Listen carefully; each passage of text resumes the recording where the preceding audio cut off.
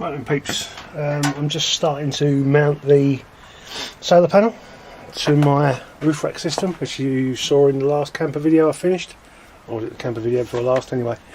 I've gone for Z brackets, nice and simple, bolted through, single bolt. It's got one of them serrated skirts, flanges on the nut, and it's also a nylock for the screws going down into the roof rack. I'll show you when I get up on the roof in a minute. I'm going for the old belt and braces.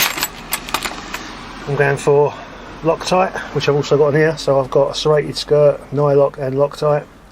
For the bolts going down into the brackets, I've got a spring washer.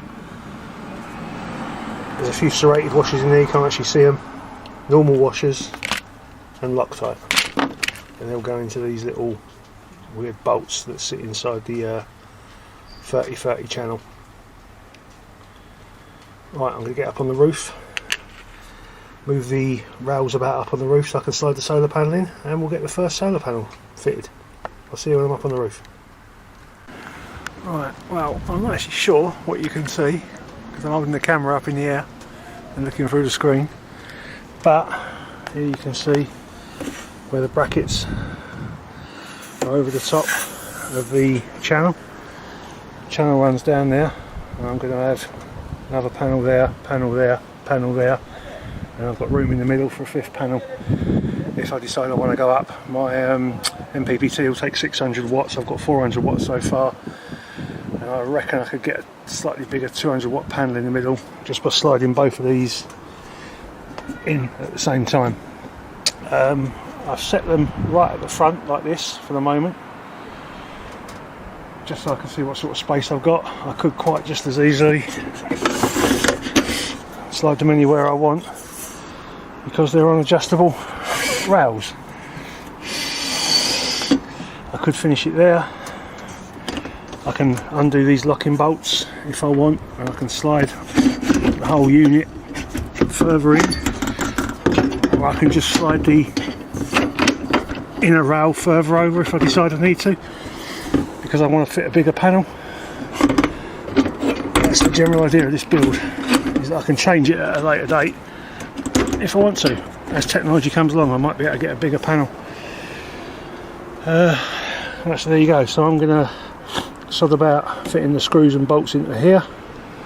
Got a bowl full of them there, and I'm going to fit the lock washers and the thread lock and get these bolted down, and then we'll see about running the wiring, which is going to go in that front corner. That little solar panel you see there is just the one that I've got charging up the system at the moment. That is going to be a dedicated panel. It will be fitted somewhere, possibly on the end of this rail. I think they're the same width as this. I could add it on the end there, and that panel literally just does nothing but charge up the chassis battery, because I've got two batteries on the Transit. The DC to DC and the MPPT that runs the back of the van also charges the starter battery, but then I've got a second battery which does the central locking and radio, which is what that panel's up here for, and that will go probably on the end here. I've just got to get the other panels up here and see what space I've got first. Right, because I've got to run my panels in parallel, because I'm using a charger of MPPT that won't take more than 25 volts, I'm using these are adapters. These run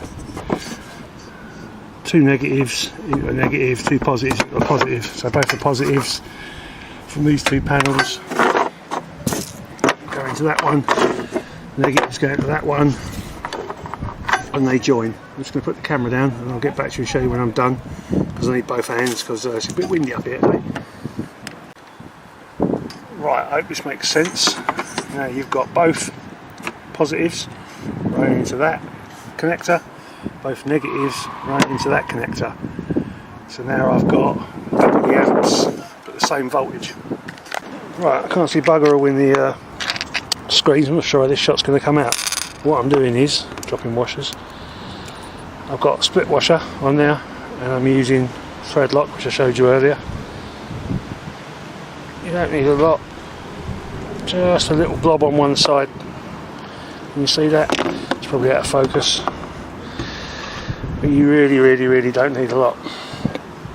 It spreads around the thread as you turn it.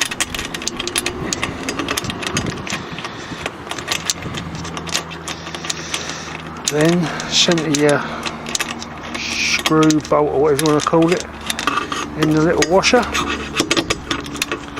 Make sure the nut has turned so it's sideways in the channel, and then just do your screw up, which is what I've done here. As you can see, I've put these bigger washers on. I mean, I've put 2 screws. There is 8 screws in each panel. It's overkill, but that's how I build things. I build things to not come apart. I don't want these flying off going down the motorway.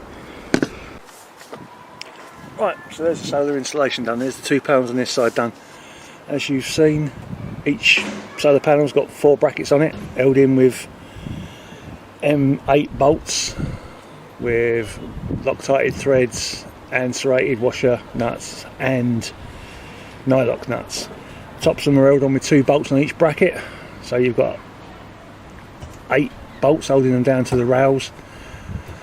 That should be solid enough. They're not going anywhere. I mean, you shouldn't be able to shake them anyway. I don't know why I'm doing that. Everyone does that, don't they? Right, they then run, if you remember from the last video, into those connector blocks. Well, from earlier on in the video, they run into them connector blocks that now connect them in parallel. The 2 parallel panels, which are 8 amps max, probably in the UK more like 5 amps, run into this 12 gauge wire, which is good. It's a 10-foot run, and the maximum you can run through it is 25 amps, so that's well within spec. The other side, over there, when the shouldn't have zoomed in, when the T-nuts turn up, so I can mount the other 2 solar panels on the other side, they will be the same as this, widening in parallel. There'll be another 2 wires running across the roof, down inside the van, and then the 2 lots of 12 gauge wire will be paralleled into an 8 gauge wire, which run down into the MPPT. So next week when them panels turn up, I probably won't film fitting them because it's exactly the same as this side, and the video will probably be even worse because I'll try even harder to explain it even better and make it even worse, because that's what I do. Anyway, that's the solar installation half done. When it's fully done, you'll get another video saying, hey, it's fully done, and you'll be like, but you know, there you go.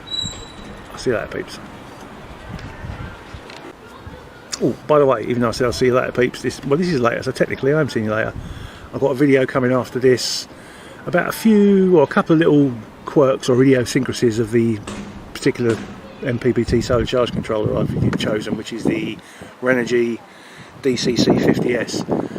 I think I've already told you about the one where it only gives you 25 amps max from the alternator if you've got any solar input whatsoever. There's another little quirk I discovered earlier, and I'll tell you about it in a separate video, which will be following up after this. Right, I'll definitely not see you again, but I'll see you again. Ta-ra, peeps.